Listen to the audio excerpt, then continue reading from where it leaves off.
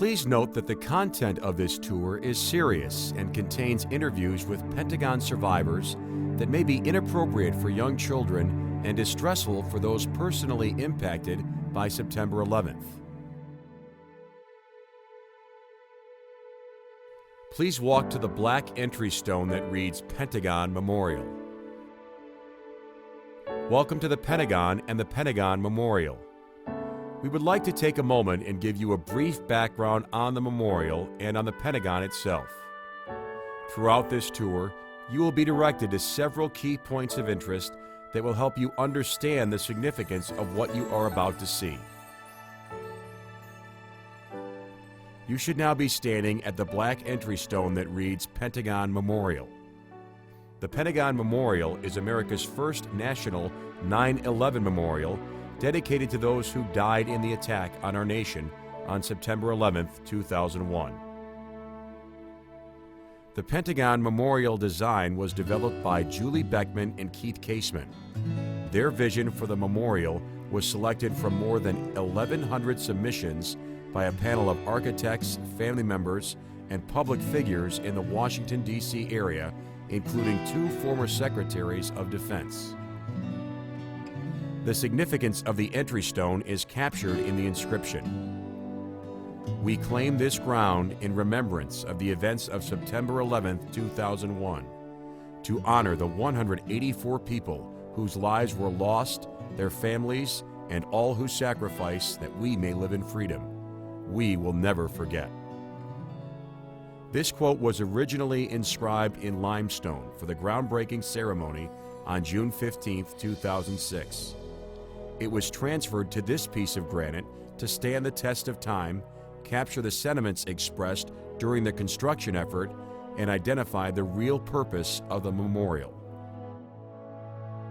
The reverse side of the entry stone pays tribute to all those individuals, companies, military leaders, and government officials that played an integral role in the commission, design, funding, and construction of this historic memorial.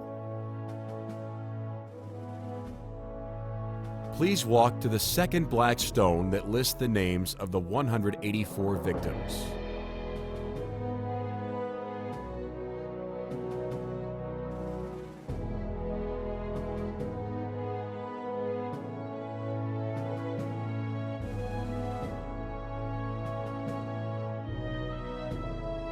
You should now be standing in front of the locator stone that lists the victims. This stone carries the inscription, "On September 11, 2001, acts of terrorism took the lives of thousands at the World Trade Center in New York City, in a grassy field in Shanksville, Pennsylvania, and here at the Pentagon. We will forever remember our loved ones, friends, and colleagues."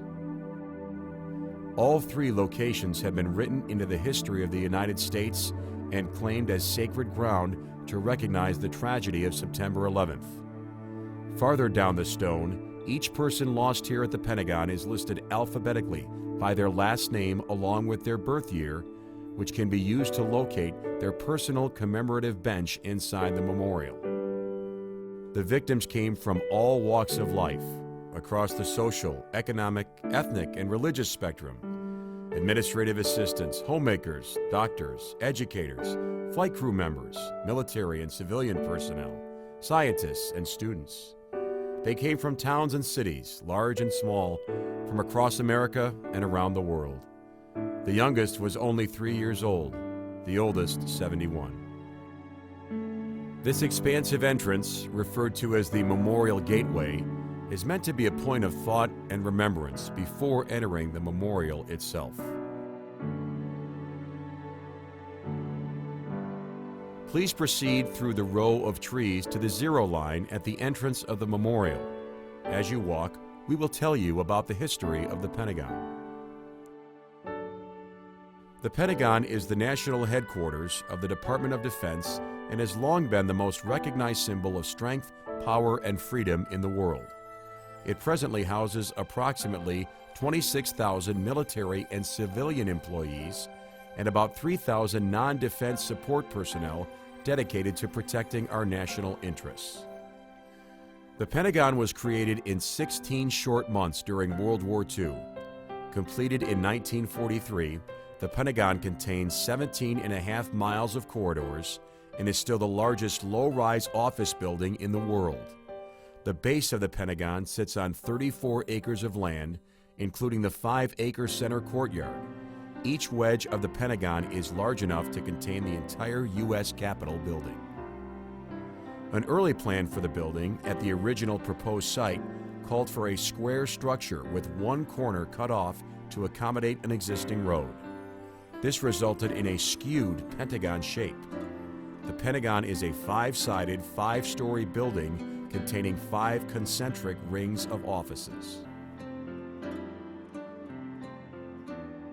You should now be standing at the zero line with September 11, 2001 inscribed in steel at the entrance of the memorial. The official entrance into the memorial occurs as you walk across what is known as the zero line, a line of granite inlaid into the concrete walking path. It is inscribed with the precise date and time of the attack on the Pentagon, September 11, 2001 at 9:37 a.m. The zero line was one of the final markers to be placed in the memorial before the dedication ceremony on September 11, 2008.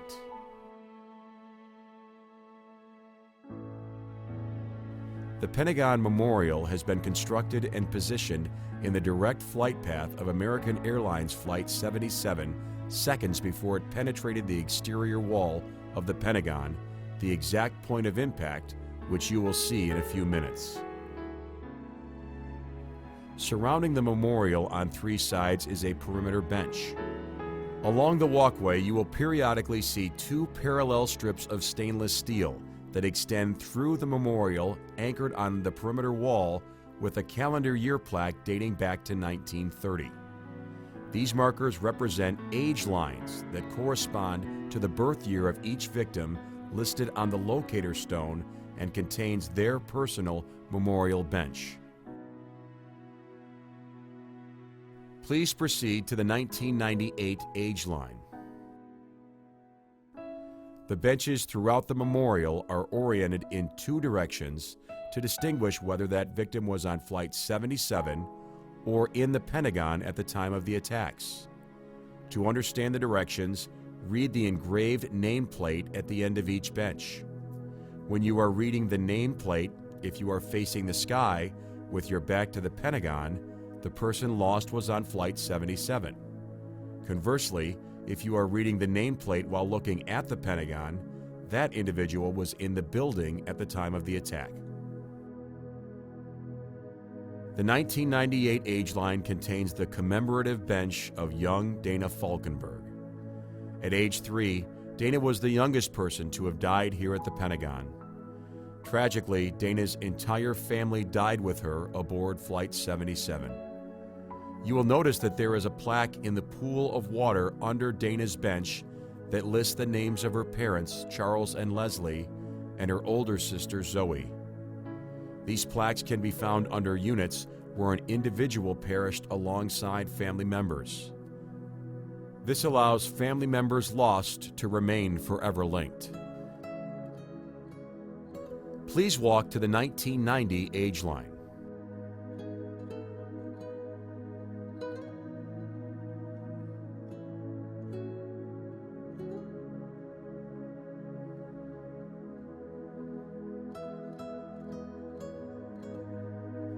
Along with Dana and her sister Zoe, this area also displays the benches of Rodney Dickens, Asia Cottam, and Bernard Brown, who were accompanied by 3 teachers and 2 National Geographic directors on a trip to the Channel Islands off Santa Barbara, California.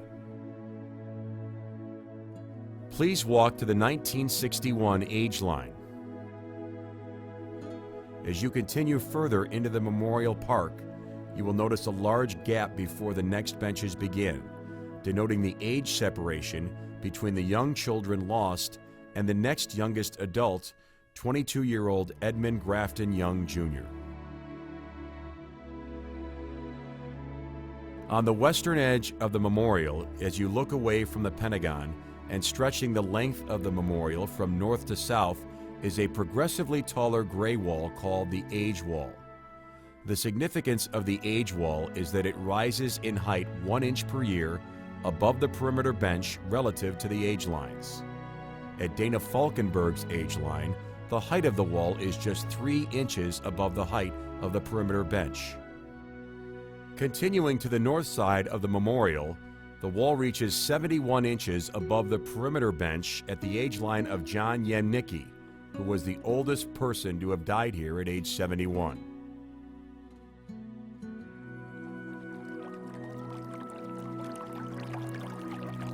The entire Pentagon Memorial is designed to engage the senses in every possible way. You will walk over the crunching gravel surrounding each of the 184 cantilevered benches and notice the white crepe myrtles throughout the memorial. Each bench is made from polished stainless steel with a solid granite tile top, while beneath is a sparkling fountain which is illuminated at night. In the night sky, the radiance of these illuminations of remembrance shimmer in the darkness in honor of 184 lost souls.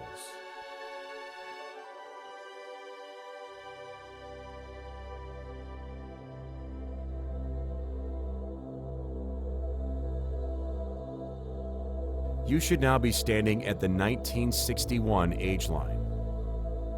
The fence surrounding the memorial was purposeful in its design as well. It was important for visitors and surviving family members to be able to see the Pentagon and, indeed, the precise point of impact. American Airlines Flight 77 struck the Pentagon between the first and second floors, just 6 windows to the left of the 3 wooden exit doors in front of you. You can best see the actual point of impact between the 1959 and 1961 age lines. At this point, we encourage you to find a comfortable place to sit or explore the park and imagine, reflect on, and revisit the reality of that tragic morning on this, the very site where it happened. The morning of September 11th was a warm, sunny morning in Washington, D.C., just as it was in New York City and all along the eastern seaboard. Tom Morgan, a Pentagon survivor, recalls, I remember walking up and looking at the sky and remarking to myself what an absolutely beautiful, clear day it was. I've yet to see another day that I remember as being quite that brilliant in the sky. There wasn't a cloud, and the temperature was beautiful, and it was just an absolutely wonderful day. The sounds and bustle of the traffic on Route 27, just to the west, were the same that morning as they are today. The planes overhead on final approach or takeoff from Reagan National Airport were very much the same. The military and civilian personnel in and about the Pentagon, all there that day as well. For some, the morning was filled with expectancy as they drove to the airport to embark on a long-awaited vacation. Robert and Zandra Ploger were leaving for their honeymoon in Hawaii. Young Asia Cottom, Rodney Dickens, and Bernard Brown were brimming with excitement as they had been selected from a group of 5th and 6th graders to fly all the way to California with their teachers for a National Geographic conference. For all, it was a beautiful start to what promised to be a beautiful day in our nation's capital. Nobody knew what lay ahead. Ted Olson, Solicitor General of the United States, recalls his last conversation with his wife Barbara while she was aboard American Airlines Flight 77.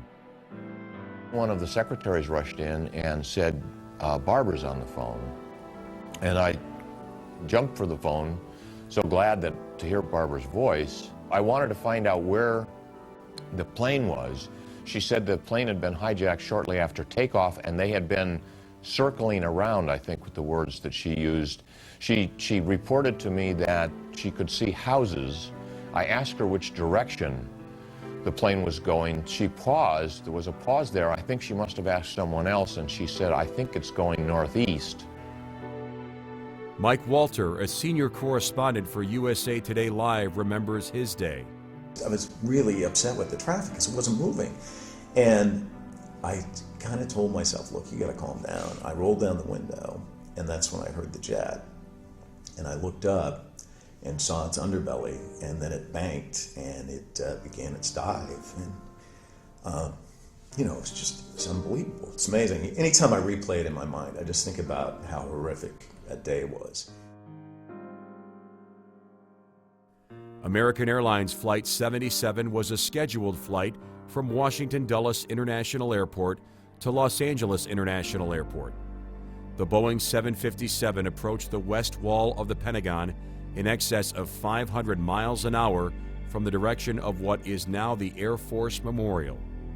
As it approached the Pentagon site, it was so low to the ground that it reportedly clipped an antenna on a vehicle on an adjacent road and severed several light posts. When it was approximately 320 feet from the west wall of the building, it was flying nearly level, only a few feet above the ground.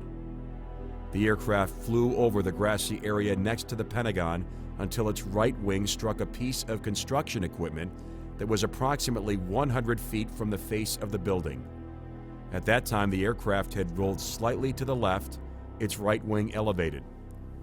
After the plane had traveled another 75 feet, the left engine hit the ground at nearly the same instant that the nose of the aircraft struck the west wall of the Pentagon. At 9:37 a.m. on September 11th, the 20,000 people present in the Pentagon had no hint of the stunning explosion and firestorm about to engulf those in the path of the doomed airliner only seconds away from striking its target.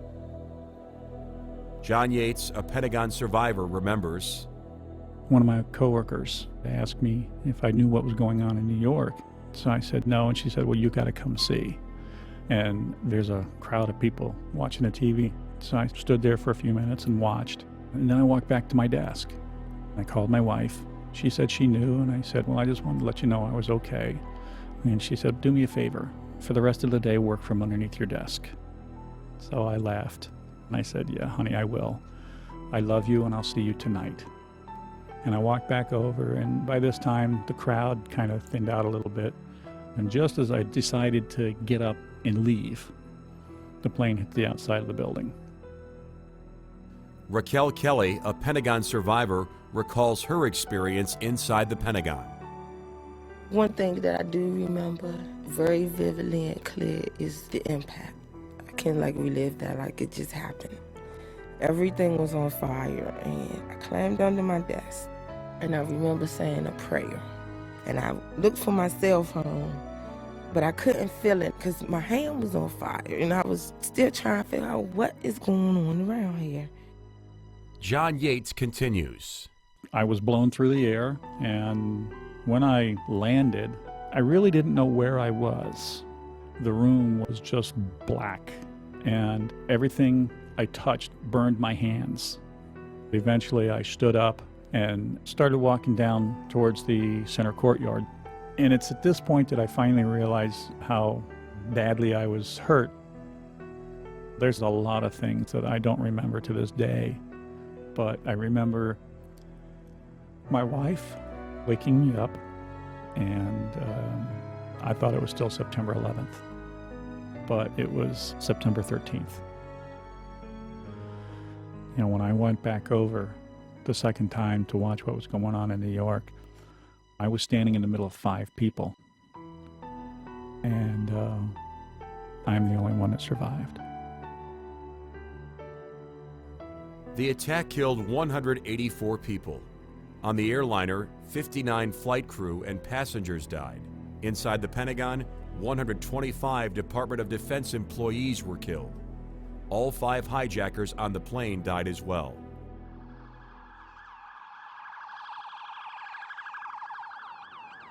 Within moments of the attack, a rescue and recovery effort was underway, led by the Pentagon and Arlington County, Virginia first responders. Larry Everett, a battalion chief for Fairfax County, Virginia, was fighting the fire inside the Pentagon within minutes of the attack. You could watch the metal desks and the metal file cabinets just melt down in front of us, which, you know, the temperatures were estimated anywhere between 2,000 and 3,000 degrees in that area at that time. And so there's really no explanation as to why we could stand there and not be consumed by the fire, because our gear is not rated for that kind of temperature. Ileana Mayorga, a management specialist with Volunteer Arlington, stayed at work to serve the citizens of Arlington County after the attack on the Pentagon. And exactly like at 1 o'clock, the phone started ringing. And there were people coming that wanted to come and help. Because we are the volunteer office, it was very natural for them to call the volunteer office to do volunteer work for that day. Had a man who called and he said, I am 80 years old. I still fit in my pilot uniform from World War II. I can still see, I can still hear, and I have kept up with my training as a pilot. Tell everybody, or whoever you can tell, that I'm ready to report for duty. That broke my heart. 10 days later, on September 21st, command of the crime scene was turned over to the FBI. The success of the overall response was due in large part to the Pentagon and Arlington County's level of preparedness and professional, innovative use of resources, including the mobilization of all surrounding municipalities from Maryland, Virginia, and the District of Columbia.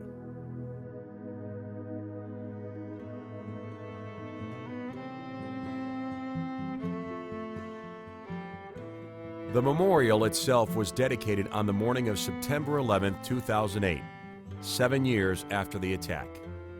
Jim Lachak, who lost his brother Dave at the Pentagon, addressed thousands of people at the memorial that day. The bench honoring Dave Lachak can be found along the 1961 age line. The words Jim spoke were those of remembrance. He was a wonderful husband and father. He was a great brother and a loyal friend. He was a good man. Words of reflection.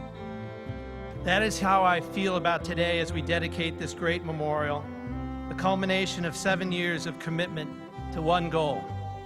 We want people to remember. We want people to remember what happened here. We want people to remember our loved ones. We want people to remember the feeling that swept through our country after 9/11, that feeling of taking care of all those who were in such pain. Words of hope and inspiration.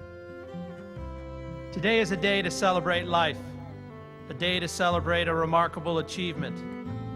When I look out at the memorial, when I see the leaves in the trees flitter in the breeze, when I see the ripples in the water, when I see the reflected sunshine climb up the sides of the memorial units, I see the beauty of life.